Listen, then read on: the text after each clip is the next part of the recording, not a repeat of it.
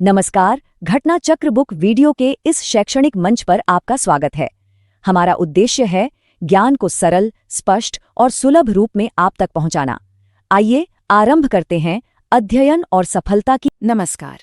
आज हम भारतीय संविधान के एक ऐसे अनुच्छेद की परतों को खोलने जा रहे हैं जो सच में समानता की बुनियाद है। तो चलिए इसके एक एक शब्द, एक एक पहलू को जरा बारीकी से समझते हैं। तो ये है अनुच्छेद 15 अपनी पूरी बात के साथ। देखने में तो बस एक लाइन है ना? लेकिन जरा सोचिए, इस एक लाइन में हमारे पूरे समाज के लिए कितना बड़ा, कितना गहरा वादा छिपा हुआ है। तो चलिए इस वादे के एक एक शब्द को, एक एक हिस्से को खोल कर देखते हैं। अच्छा, तो हम इसे 5 हिस्सों में देखेंगे। पहले एक छोटा सा इंट्रोडक्शन, फिर समझेंगे कि ये वादा आखिर कर कौन रहा है और किसके लिए। उसके बाद देखेंगे कि कौन कौन सी वजहों से भेदभाव मना है। फिर उस एक छोटे से शब्द केवल का मतलब जानेंगे और आखिर में सब कुछ जोड़कर देखेंगे कि कैसे ये समानता का एक मजबूत स्तंभ बनता है।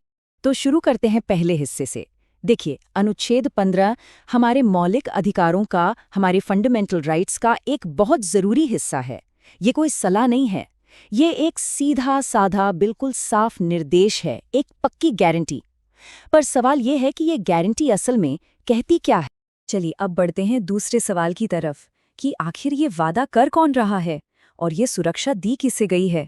अगर हमें ये समझना है कि अनुच्छेद काम कैसे करता है तो ये जानना बहुत जरूरी है।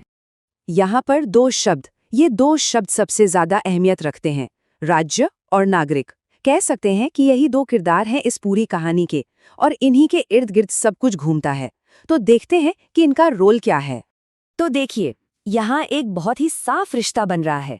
एक तरफ है राज्य जो वादा कर रहा है और दूसरी तरफ है नागरिक जिसे इस वादे के तहत पूरी सुरक्षा मिल रही है।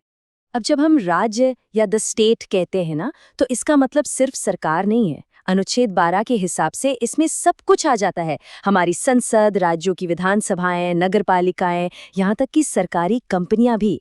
मतलब ये आदेश सीधे इन सभी को दिया गया है। और नागरिक, इसका मतलब है इस देश का हर एक नागरिक, कोई भी, बिना किसी भेदभाव या अपवाद के। ये अधिकार सबको, हर किसी को बिल्कुल बराबर मिलता है। ठीक है, तो अब आते हैं हम अपने तीसरे और बहुत ही जरूरी हिस्से पर। देखिए, अनुच्छेद 15 बस इतना कहकर नहीं रुक जाता कि भेदभाव मत करो। नहीं, ये बहुत साफ साफ बताता है कि आखिर किन ग्राउंड्स पर, किन वजहों से भेदभाव करना बिल्कुल मना है। यहाँ पर जरा गौर कीजिए, हमारे संविधान को बनाने वालों ने बहुत सोच समझकर ये 5 खास वजह चुनी। ये वो वजह हैं जिनके आधार पर हमारे समाज में ऐतिहासिक रूप से बहुत गहरा भेदभाव हुआ है और संविधान इस पर पूरी तरह से एकदम रोक लगाता है। और ये 5 आधार हैं: धर्म, मूलवंश, जाति, लिंग और जन्मस्थान। संविधान कहता है कि इन 5 वजहों में से किसी एक की भी बिना पर राज्य किसी भी नागरिक के साथ कोई अलग बर्ताव नहीं कर सकता। चलिए अब चौथे हिस्से पर आते हैं और एक ऐसे शब्द को देखते हैं जिस पर अक्सर लोगों का ध्यान नहीं जाता, लेकिन कानून की नज़र में इसका महत्व बहुत बड़ा है, और ये शब्द है केवल।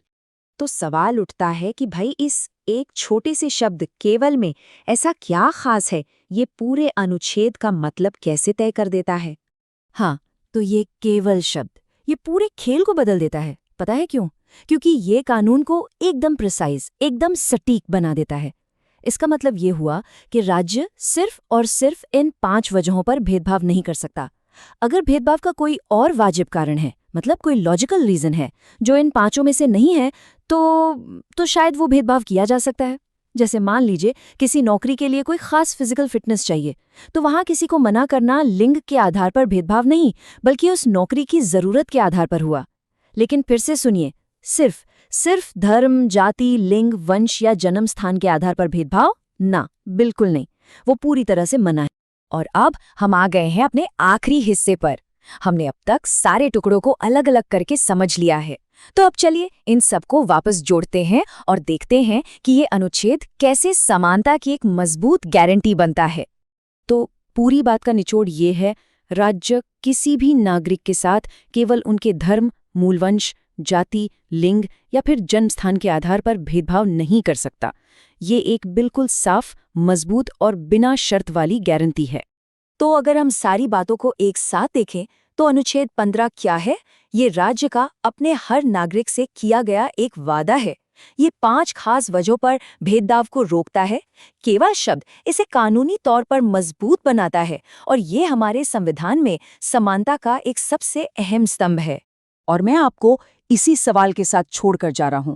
जरा सोचिए कि ये जो संवैधानिक गारंटी है, ये हमारी रोजमर्रा की जिंदगी पर, हमें मिलने वाले मौकों पर और हमारे समाज पर क्या असर डालती है। अगली बार जब कोई सरकारी फॉर्म भरे या किसी सार्वजनिक सुविधा का इस्तेमाल करें तो इस अधिकार के बारे में एक बार जरूर सोचिए।